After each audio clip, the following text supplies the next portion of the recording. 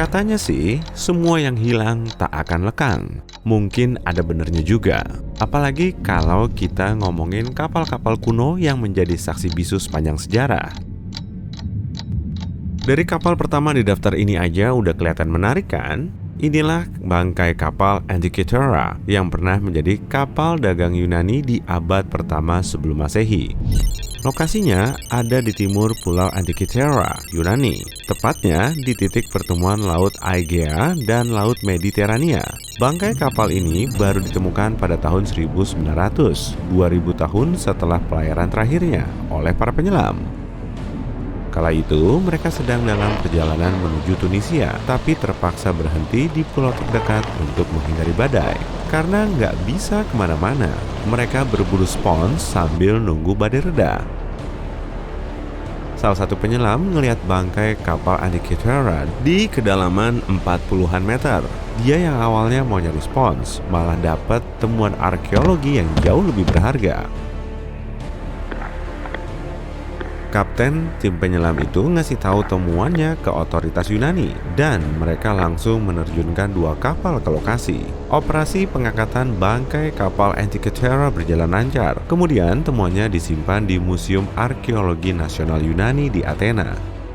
Temuan ini terdiri dari 3 kuda marmer dalam skala penuh, perhiasan, koin, dan ratusan karya seni. Termasuk juga patung Colossus Hercules setinggi 2,1 meter. Tapi yang paling menarik perhatian adalah Antikythera FEB alias patung perunggu seorang pemuda. Patung ini ternyata nggak mengikuti model patung terkenal dan nggak ada tiruannya. Tangannya memegang benda berbentuk bola. Para pakar berspekulasi soal sosok di balik patung ini dengan berbagai teori, tapi mereka masih teguh dengan pendapatnya masing-masing.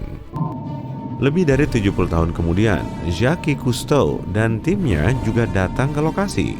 Di situ, mereka nemu ratusan artefak lain dan jasad 4 orang. Mereka juga nemu 1 set gerigi kompleks saling terkunci yang bisa dipakai untuk memprediksi gerakan matahari, bulan, dan sejumlah planet. Mekanisme ini bisa memprediksi terjadinya gerhana bulan dan matahari beberapa tahun sebelum waktu persisnya. Jadi, mekanisme Antikythera mirip banget kayak kalender komputer versi jadul yang dipakai untuk membuat acara penting. Misalnya, aktivitas pertanian, ritual keagamaan, dan olimpiade. Artefak yang ditemukan di bangkai kapal Antikythera menjadi temuan penting dalam arkeologi modern. Mekanisme Antikythera sudah berhasil mengubah persepsi kita tentang batasan teknologi jadul. Alat ini dibuat lebih dari 1000 tahun yang lalu, tapi desainnya canggih banget. Meski sudah terkumpul banyak temuan menakjubkan, para ahli yakin sebagian besar situs bangkai kapal Antikythera belum dieksplor. Apalagi lokasi dan lanskap dasar lautnya menantang. Bangkai kapal ini terlalu dalam bagi para scuba diver, tapi terlalu dangkal kalau dieksplor dengan kapal selam. Menurut survei dasar laut pada tahun 2012, ada bangkai kapal lain yang berjarak 240 meter ke selatan. Area ini punya banyak misteri yang perlu dipecahkan. Tapi apa jadinya kalau pemburu spons tadi nggak datang ke situ? Para saintis nemu bangkai kapal di dasar laut Weddell, Antartika, 107 tahun setelah kapalnya karam. Ternyata itu adalah kapal endurance milik penjelajah Antartika Sir Ernest Shackleton yang hilang. Penemunya mengatakan ukuran bangkai kapal ini termasuk yang paling besar di antara kapal karam yang nggak ditemukan. Makanya mereka merekam seluruh proses penemuan tersebut. Videonya memperlihatkan sisa-sisa endurance yang masih dalam kondisi bagus. Meski kapal ini karam di kedalaman 3 km selama lebih dari seabad, kondisinya kayak belum lama terendam air. Menurut cerita, kapal ini hancur oleh terjangan es lalu tenggelam pada tahun 1915. Jadi, Shackleton dan awaknya harus menjauh dari kapal dengan skoci kecil. Sejak saat itu, kisah mereka berkisar seputar survival. Shackleton berhasil nyelamatin awaknya dan kapal mereka tenggelam. Kisah ini memang heroik ya, tapi kenapa para saintis menganggap Endurance sebagai kapal bersejarah? Jadi, ekspedisi Trans-Antartika Shackleton direncanakan akan menempuh penyeberangan darat pertamanya melewati Antartika. Para awak memang terjebak dalam es, tapi mereka punya misi penting. Proses penemuan bangkai kapal ini juga sangat menantang. Laut Weddell sering diselimuti lapisan es tebal, dan es inilah yang menenggelamkan Endurance. Lokasi persis bangkai kapal ini sulit dijangkau, apalagi diteliti. Para ahli dari tim ekspedisi modern memprediksi momen saat es laut Antartika mencapai batas terendah dengan citra satelit. Mereka tahu cuacanya sedang bersahabat, jadi mereka segera memulai ekspedisi. Dr. John Sears bilang mereka berhasil mencari bangkai kapal tersulit di dunia dengan melawan terjangan es yang terus bergerak, badai salju, dan penurunan suhu sampai minus 18 derajat Celcius. Itu pun masih mereka sebut suhunya bersahabat.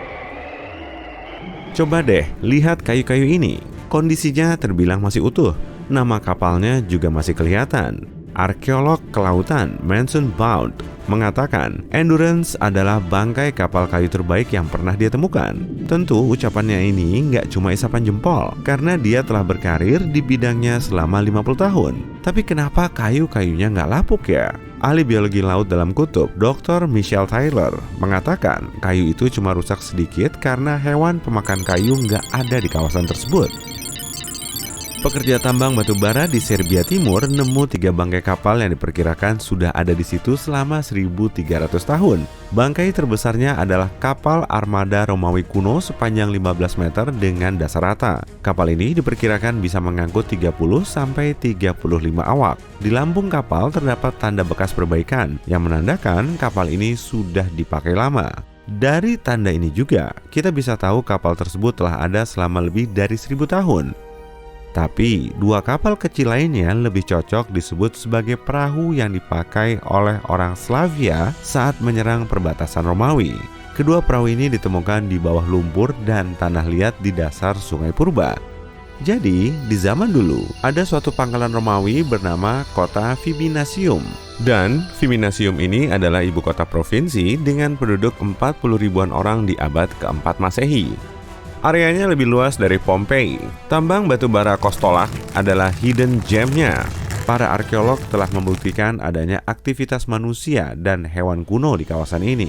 Pada tahun 2012 lalu, mereka juga nemu tulang belulang 5 mamut berbulu yang telah punah 10.000 tahun lalu. Tim arkeolog Kanada nemu sebuah kapal di perairan Arktik Kanada 150 tahun setelah hilang. Kapal dagang ini bernama HMS Investigator. Ia dibeli pada tahun 1848 untuk nyari kapal penjelajah Sir John Franklin yang hilang dalam ekspedisi jalur barat laut. Lalu pada tahun 1850, HMS Investigator berlayar dari Inggris untuk menjalankan misi penyelamatan ini.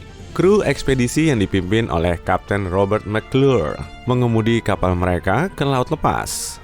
Sang kapten sadar saat itu mereka berada di kaki terakhir jalur barat laut melintasi Amerika Utara. Tapi sebelum memasuki Laut Beaufort, kapal seberat 122 ton ini terjebak dalam lapisan es tebal. Para awak kapal akhirnya berdiam di Selat Prince of Wales sepanjang musim dingin. Memasuki musim panas, McClure mencoba berlayar lagi ke ujung jalur, tapi lagi-lagi terhalang oleh es. Jadi, para awak harus meninggalkan kapal. Lalu, McClure membawa mereka memasuki Teluk Mersey. Dan di sana, mereka harus menetap sampai tahun 1853 saat HMS Resolute datang menolong. Kru sebanyak 60 orang itu harus melewati 3 musim dingin di Laut Arktik tanpa tahu nasib mereka. Beberapa saat kemudian, kapal mereka ditemukan dalam posisi tegak di bawah air pada kedalaman 11 meter. Dan kondisinya masih sangat bagus. Air Laut Arktik ternyata bisa menghambat kerusakan geladak luar kapal. Bentuk kapal dan kayunya juga bisa dilihat dengan jelas.